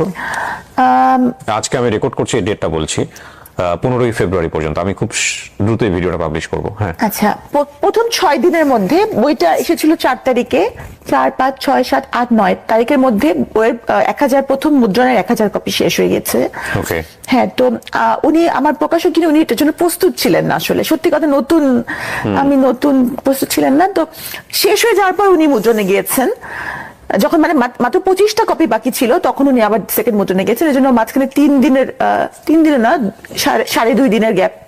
2.5 দিন? হ্যাঁ, 2.5 দিনের গ্যাপ ছিল। তো পরে হচ্ছে যে আবার বইয়ের মুদ্রণ চলে এসেছে, দ্বিতীয় মুদ্রণ। অনেকে মনে করতে পারেন যে এই বইটা প্রমোশন করার জন্য আমি ভিডিওটা করছি। নো, ডেফিনেটলি না। এই বইটা এমনিতেই বইমেলাতে হট কেক। হ্যাঁ, সো এটা প্রমোশন করার কিছু নাই। ডক্টর সাবরিনা বই কোথায় পাওয়া যায়, বইমেলাতে গিয়ে আপনারা বললেই দিয়ে দিবে। আর হ্যাঁ, ডেফিনেটলি আমি প্রমোশন করি, বাট আমি কোনো বইয়ের প্রমোশন এখন পর্যন্ত করিনি। আচ্ছা, সো সাবরিনা, আপনি 3 বছর পর যে জামিনটা পেলেন, এটা সরকার থেকে আপনাকে জামিন দেওয়া হলো, এবং বের হওয়ার পরে আপনি জীবনটাকে কিভাবে দেখলেন 3 বছর পর, যখন আপনি এখন তো নিয়মিত হাজিরা দিতে হয় ডেফিনেটলি? বের হয়েছেন কত সালে? আপনি কবে বের হয়েছেন? আমার 8 মাস হয়েছে। 8 মাস হয়েছে। বের হওয়ার পরে আপনি কি পেলেন, কোথায় গেলেন? বের হওয়ার পর আমি আমার আব্বাকে বললাম, আব্বা তুমি কি আমাকে বাকি জীবনটা খাওয়াতে পারবা? তখন আব্বা বলে হ্যাঁ পারবো। তখন আমি ধরে নিলাম যে আমি আর কিছু করব না। হ্যাঁ, আমি বেশিরভাগ সময় যা করব, চেম্বার করি বা আমি লেখালেখি করি বা আমি আইন পড়ছি, কোনোটাই টাকা উপার্জনের জন্য হবে না। কারণ আমার আব্বা বলছে আব্বা আমাকে মোটামুটি খাওয়াতে পারবে। আর গয়নাগাটি আমি কখনোই পড়ি না, তাহলে আমার জীবনে খুব বেশি চাহিদা আগেও ছিল না, এখনো নাই। আমি কারাগারের মহিলাদের কিছু কথা দিয়ে এসেছি যে তাদের জন্য আমি কিছু করব। কারণ কি, আমি নিজে টের পেয়েছি যে মামলাটা যদি সঠিকভাবে হ্যান্ডেল না করা হয় তাহলে কতটা ভুগতে হয়। এবং অনেকেই আছেন যাদের মামলাটা যদি একটু প্রপার ওয়েতে হ্যান্ডেল করা যায়, তাহলে কিন্তু মামলা থেকে এটা খুব ভালো রেজাল্ট আসা সম্ভব। এটা চিন্তা করে প্রথমে আমি এলএলবি তে ভর্তি হয়েছি। আমি একদম বের হওয়ার পরপরই সেশন ধরেছি, এবং আমার কাছে মনে হয়েছে যে একজন আইনজীবী চাইলে তার মানে ক্লায়েন্টের জীবন, মান সম্মান, ভবিষ্যৎ সবই তো আল্লাহর হাতে, কিন্তু উনি চাইলে এটা করতে পারেন, সংরক্ষণ করতে পারেন। তো আমি নিজে এলএলবি তে ভর্তি হয়েছি, এবং আমার ইচ্ছা যে ওই বন্দীদের জন্য কিছু করা। কারণ ওরা, আমি বের হওয়ার সময় আমাকে বলছে যে আমাদের জন্য কিছু কইরো, আমাদের কেউ নাই। কারণ চিন্তা করেন, একটা মহিলা মানুষ 12টা বছর ধরে জেল খাচ্ছে, তার হাজবেন্ড বিয়ে করে চলে গেছে, তার বাবা মা মরে গেছে, তার ভাই তার ফোনে তার গলা শুনলে ফোন রেখে দেয়, তার ছেলে মেয়ের সংসারে তার ঠাঁই নেই, সে কই যাবে? আমার তো তাও আল্লাহর কাছে শুকরিয়া বাবা মা আছে, ওরা কই যাবে? আর আমি যেভাবে পদে পদে হিউমিলিয়েশনের শিকার হচ্ছি, তাদের কি অবস্থা? তারা যে লেভেল থেকে এসেছে তাদের তো আরো বেশি কঠিন অবস্থা, তারা কি করবে? তো আমার যেটা মনে হয়, সাবরিনা যেমন একটা বন্দীদের প্রতিনিধি, সাবরিনা সাজা খেতে বের হয়েছে, সাবরিনাকেও বাঁচতে দেন। অন্য বন্দীরা যদি সংশোধিত হয়ে বাঁচে তাহলে তাদেরকেও বাঁচতে দেন। I admit this line. অবশ্যই বাঁচতে দেওয়া উচিত, সম্মানের সাথে বাঁচতে দেওয়া উচিত। দেখুন, পৃথিবীতে আমরা কেউই ফেরেশতা হয়ে দুনিয়াতে আসেন, ইনক্লুডিং মি। আমি আমার কথা বলছি, যারা এই অনুষ্ঠানটা দেখছেন অনেকেই আপনারা জাজমেন্টাল হবেন, আমি জানি ডেফিনেটলি হবেন, কিন্তু জাজমেন্টাল হওয়ার আগে আঙ্গুলটা নিজের দিকে দেন। আপনি জানেন, আল্লাহ জানে যে আপনার জীবনে পাপ কত, আপনার জীবনে কত ভয়ঙ্কর ভয়ঙ্কর গুনাহ আছে, যেটা হয়তো আপনি শুধু জানেন এবং আপনার সৃষ্টিকর্তা জানেন। সুতরাং এত পাপ নিয়ে, এত ভুল নিয়ে আরেকজন মানুষের দিকে অন্তত পক্ষে আপনি সেই কাজটা বা সেই আঙ্গুলটা তুলেন না যেটা তাকে স্বাভাবিক জীবন দিবে না। আমি কি Definitely. একটা একটা কথা আমি বলতে চাই, সেটা হচ্ছে যে যখন প্রথমেই মানুষ আমার সামনে নেতিবাচক বলে, তারা কিন্তু প্রথমে আমাকে চেনে না, ব্যক্তিগতভাবে চেনে না। তারা কেন আমাকে খারাপ ভাবে যে একটা মহামারীর সময় একটা খুবই সেন্সিটিভ মামলার সাথে আমার সম্পৃক্ত ছিল। জি। এই জন্যই এই প্রতারণার প্রতি তাদের সেই এইটা, তাই না? কারণ তারা তো ব্যক্তিগতভাবে আমাকে চেনে না, বা আমি এটা করতে পারবো কি পারবো না এটা কিন্তু আমার কলিগ বা ফ্রেন্ডসরা জানে যে সাবিনা এটা করতে পারে না, কিন্তু ওনারা কিন্তু জানে না। তো ওনারা মনে করে যে এই এত বড় একটা অপরাধের জন্য ওনারা আমাকে অপছন্দ করে, এবং তাদের এই অপরাধের প্রতি যে একটা ঘৃণা, এটা যদি সব ধরনের অপরাধ, যেমন ধর্ষণ, ব্যভিচার, তারপর হচ্ছে খুন, রাহাজানি, এই সবগুলোর প্রতি যাদের এই ঘৃণাটা থাকে, তাহলে আপনি চিন্তা করেন সমাজের কিন্তু অপরাধ অনেক কমে যাবে। কিন্তু কিন্তু কারো যদি ওই এটা থাকে যে না, সাবিনা দোষী হোক নির্দোষ, সাবিনাকে পছন্দ করি না, তারা কোনো লজিকই শুনবে না। তাহলে তাহলে কিন্তু তারা কোনো লজিক শুনবে না। সাবিনা তখন সাবিনার ব্যক্তি জীবন, সাবিনা কি কালার লিপস্টিক দিল, এইটা আমার বইয়ের ব্যাপারও তাই হয়েছে। পথে পথে বিভিন্ন ধরনের অপপ্রচার হচ্ছে, এমনকি আপনি অবাক হবেন, আপনি তাদের জানেন না বা বইমেলা আপনি জান না, বইমেলা একজন একদিনের জন্য একটা মেয়ে জেল খাটতে এসেছিল একদিনের হ্যাঁ, সাজা নিয়ে। আপনার যে কোলে বোধহয় ওটা নিয়ে, হ্যাঁ হ্যাঁ হ্যাঁ, আমি দেখেছেন নিজে না? কনফিউজ হয়ে যাচ্ছিলাম যে একটা ছেলে এরকম করছে। হ্যাঁ। আবার আপনাকে মনে হচ্ছিল যে আপনি যথেষ্ট মায়াবতী, যে কারণে হয়তো আপনাকে সান্ত্বনা দিচ্ছেন। কি হয়েছে ঘটনাটা বলো, তুমি বলেছো না বোধহয় একটা হ্যাঁ জায়গায়? বলেছি। হ্যাঁ। ওই মেয়েটা একটু মানে খেলোয়াড়, আচ্ছা আচ্ছা। খেলোয়াড় মেয়েটা, এবং খেলোয়াড় মেয়েরা ওদের ড্রেস আপটা একটু অন্যরকম হয়, জি, জি, জি। এবং একটু ফিজিক্যাল এটা একটু অন্যরকম হয়ে যায়, Okay, ছেলেদের ড্রেস পরে ড্রেস আছে। পরে বয় কাট চুল। ওকে। তো সে একদিনের সাজা নিয়ে একটু মারামারি মামলায় জেলখানে এসেছিল। আচ্ছা। তো স্বাভাবিকভাবেই মানে একটা ড্রেস দিয়ে কিন্তু একটা মেয়েকে জাজ করা হয়, জি। অন্তত বাংলাদেশে। হ্যাঁ। তো সে আসার পরে সব অন্যান্য বন্দীরা তাকে একেবারে খুব করা শুরু করলো, মানে তার প্রতি একটা মানে বাজে একটা যে সেটা মেয়ের পোশাক। আচ্ছা আচ্ছা আচ্ছা। তো সে এসে ঠিক বুঝতে পারছে না যে খাবো কি, খাবারও ধরে নাই সে, মানে খাবার ধরার কিন্তু একটা সিস্টেম আছে ওখানে, যে সময় খাবারটা ডিস্ট্রিবিউট করা হয় ওই সময় কিন্তু আপনাকে ওই আপনার একটা টিনের থালা বাটি থাকবে, সেখানে আপনি খাবারটা নিতে হবে। আপনি যদি না নেন তারপর কিন্তু বাকি সময়টা আপনার কিন্তু কোনো খাবার নাই। আচ্ছা, মানে খাইলে খাও, না খাইলে না খাও। না, খাবার সবাই নেয়, কারণ ওখানে কিন্তু এমন না যে আমি দোকানে গেলাম আর খাবার কিনে চলে আসলাম জি, যখন জি। তখন, তার তো না। জি। তো সে খাবার ধরতে বুঝতে পারেনি, আর অন্য বন্দীরা তাকে সাহায্য করছে না। আচ্ছা। তো সেই সে খেলে বাসায় ফিরছিল, ওই সময় সে তার সাজা হয়েছে, সে জেলে চলে আসছে। ওই সময়টুকুকে এই কারাগারে পর্যন্ত প্রায় 24 ঘন্টা সে না খেয়ে আছে, আচ্ছা। সে কাঁদছিল। তা আমি তাকে যখন কয়েদি রুমে ডেকে নিয়ে আসলাম, তো কয়েদি রুমেও তেমন কোনো খাবার নাই, আমার কাছে ছিল একটু মুড়ি আর 2টা কলা, ওকে আমি দিলাম। আমি একটু পানিটা নিতে যাবো, এর মধ্যে দেখি সে খাবার গোগরা সে খেয়ে ফেলছে। ওকে। মানে she was so much hungry. Right. তারপর একটু পানি দিলাম, পানি খেলো, পানিও তার কাছে ছিল না, সে কিন্তু পানিও খায়নি। আচ্ছা। তো ওই যে সেটা কৃতজ্ঞতা বোধ, এটা কিন্তু নর্মাল মানুষ রিয়েলাইজ করতে পারবে না। মানুষ ভাবে যে একবেলা না খেলে কি হয়, কিন্তু ওই মানে ওইখানে একটা অ্যাটমসফিয়ার, কারাগারের একটা ভয়ানক অ্যাটমসফিয়ারে এরকম একটা জিনিস কিন্তু মনে রেখেছে, সে কৃতজ্ঞ। যদিও আমরা বেশিরভাগ মানুষই কৃতজ্ঞ না। মানে কোরআন শরীফেও আল্লাহ বলেছেন এত নিদর্শন দেখার পরেও তবুও কি তারা কৃতজ্ঞ হবে না? কৃতজ্ঞতা প্রকাশ করবে না। হ্যাঁ। হ্যাঁ, তো তার মানে মানুষের মধ্যে বেসিক এটাই হচ্ছে কৃতজ্ঞ। বিআই আলাইহি রাব্বিকুমা তুকাজ্জিবান। হ্যাঁ, ওই যে ওই মেয়েটার মাথায় যে আমি যে তাকে হেল্প করেছিলাম, তো ও শুনেছে আমি বের হয়েছি, সে 8 মাস ধরে আমাকে খুঁজেছে, কিন্তু আমার ঠিকানা তো আর সে জানে না। তো যখন এই মানে গণমাধ্যমে এসেছে আমি বই মেলায় আসছি বা বই বার হয়েছে, তখন সে খুঁজে খুঁজে মেলায় এসেছে। তখন সে আপনারা দেখেছেন যে সে এসেছে বা আমাকে কৃতজ্ঞতা জানাচ্ছে। ওইটাকে মানুষ যদি বলে যে সেটা একটা ছেলে বা তার সাথে আমার কোনো সম্পর্ক, এটা রটনা করা হয়েছে। হ্যাঁ, তাহলে সেই অপপ্রচারকে আপনি কিভাবে দেখবেন? এটা একটা বড় সমস্যা আমাদের জায়গা থেকে। তবে এটা ঠিক যে মানুষের এই জাজমেন্ট করার জায়গাটা বন্ধ করার কোনো সুযোগ নাই। মানুষ জাজমেন্ট করবে, ন্যাচারালি করতে চায়, কিন্তু আপনি যে অভিজ্ঞতার মধ্য দিয়ে যাচ্ছেন সেটা একটা মেয়ে হিসেবে আমাদের সামাজিক প্রেক্ষাপটের জায়গাটা থেকে, মানুষ হিসেবে জায়গা থেকে আমি বলতে পারি সেটা খুবই ভয়ানক একটা জায়গা। এবং এখানে আপনার লার্নিংটা কি, মানে আপনার ভুলের জায়গা থেকে আপনি যদি বলেন আমি বলবো কোর্টকে আমি যে- আলাদা করে রাখতে চাই, তো সেটা তো কোর্টই নির্ধারণ করবেন, কিন্তু আপনার ব্যক্তিগত শিক্ষাটা কি, কেন আপনার জীবনটা এরকম হলো আপনি যদি বলেন। এটাই আমার ভাগ্যে ছিল, কারণ কারাগারে যদি আমি না যেতাম তাহলে কিন্তু আমি অনেক কিছু জানতে পারতাম না। আর আমার বাবা মাকে আমি কিন্তু নতুন জন্ম হয়েছে আমার, আমি মনে করি, এবং আমার বাবা মার এইটা স্থানটা আমি কারাগারে গিয়ে বুঝতে পেরেছি। মানে তারা যে আমার লাইফের জন্য এতটা জরুরি, তাদের ছাড়া যে আমার জীবন চলবে না, এটা আমি কিন্তু আগে উপলব্ধি কোনোদিনও করি নাই। ওখানে গিয়ে আমি করেছি, এবং প্রতি সিজদায় আমি বলতাম যে আল্লাহ আমাকে তাড়াতাড়ি জামিয়ে দাও, শুধু ওনার কাছে ফেরত, মানে আমি যেন তাদের সেবা করতে পারি, কি যেটা আমি আগে করি নাই। এটাই আমার ভুল হয়েছে, যে আমি আমার বাবা মাকে অতটা গুরুত্ব দেই নাই যেটা আমার দেওয়া উচিত ছিল। আপনার সেকেন্ড হাজবেন্ড যিনি, ওনার সঙ্গে কি ডিভোর্স হয়ে গেছে? আমি তো বলেছি যে উনি আমার জন্য মরে গেছেন একদম। মানে ডিভোর্স, দেখবেন যে ডিভোর্সের পরেও কিন্তু মানুষের সম্পর্ক থাকে, কথাবার্তা বা অনেক কিছুই থাকতে পারে, এবং ডিভোর্সের ক্ষেত্রে দেখা যায় যে দুটা মানুষ ভালো হলেও ডিভোর্স হয়, কিন্তু উনি আমার কাছে একদম মৃত। কি কারণে মরে গেল উনি আপনার কাছে? এই যে আমার চোখের পানির জন্য তাকে ক্ষমা করা যায়, কিন্তু আমার বাবার চোখের পানির জন্য, আমার মায়ের চোখের পানির জন্য তাকে ক্ষমা করা যায় না।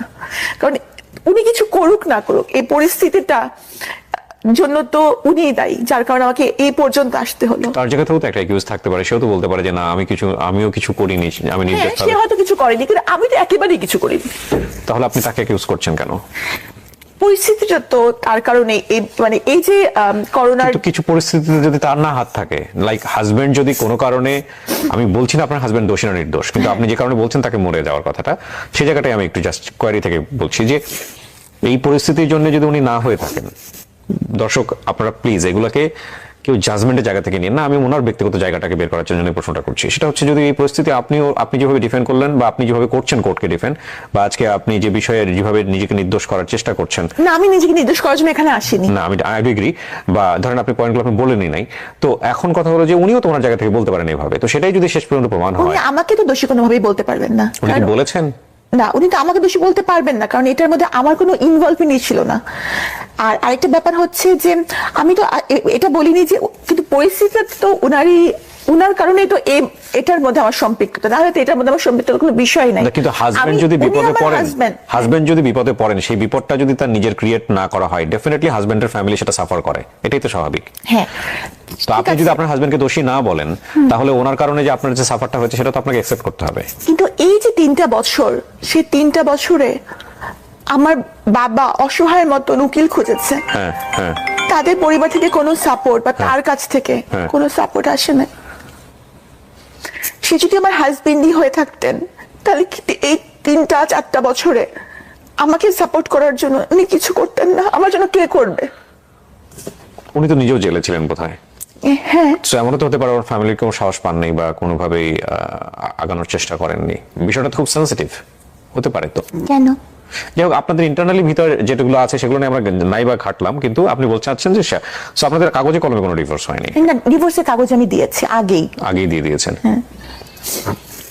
ওকে, আমরা একেবারে শেষের দিকে চলে এসেছি, কিন্তু আমার অনেক বেশি মানে তেষ্টা থেকে গেল আজকের অনুষ্ঠানটা নিয়ে। দেখেন, আমি জানি না আপনি দোষী না নির্দোষ, আমার অনুষ্ঠানে আসলে আপনাকে আমি দোষী নির্দোষ সেটা প্রমাণ করার জন্য ডাকিও নাই। আমিও তাই চাই না। আমি শুধু মনে হয়েছিল যে আপনার সঙ্গে আমি একটু কথা বলতে চাই, একটু আমি শুনতে চাই গল্পটা।